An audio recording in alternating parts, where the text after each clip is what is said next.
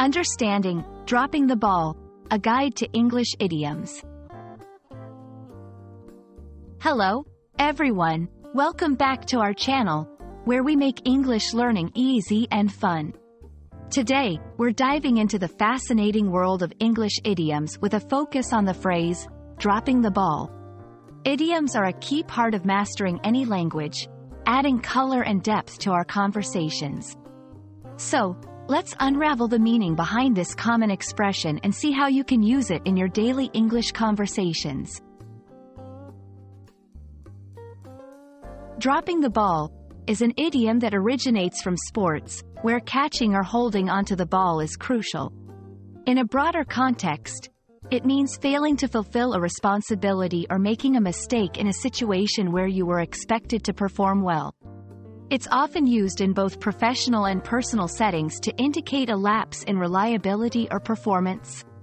For example, if someone forgets to submit a report on time, they drop the ball on that task. It implies a momentary failure, not a permanent flaw in character or ability. Understanding the history of an idiom can help us appreciate its usage better. The phrase, dropping the ball, is believed to have its roots in sports like baseball or American football, where such a mistake can cause the team to lose an important advantage. Over time, this concept of a critical error was adopted into everyday language to describe any kind of slip-up or oversight in various aspects of life. To effectively use dropping the ball in conversations, it's important to understand its connotation.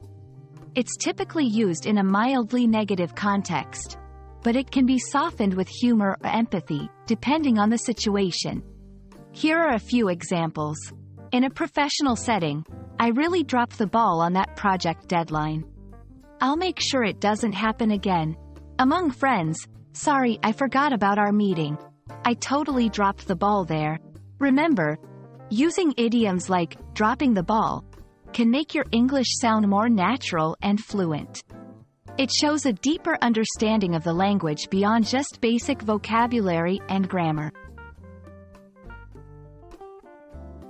And that wraps up our exploration of the idiom, dropping the ball. We hope this video has shed some light on how colorful and expressive the English language can be with the use of idioms. Don't worry about making mistakes or dropping the ball. As you practice, it's all part of the learning process.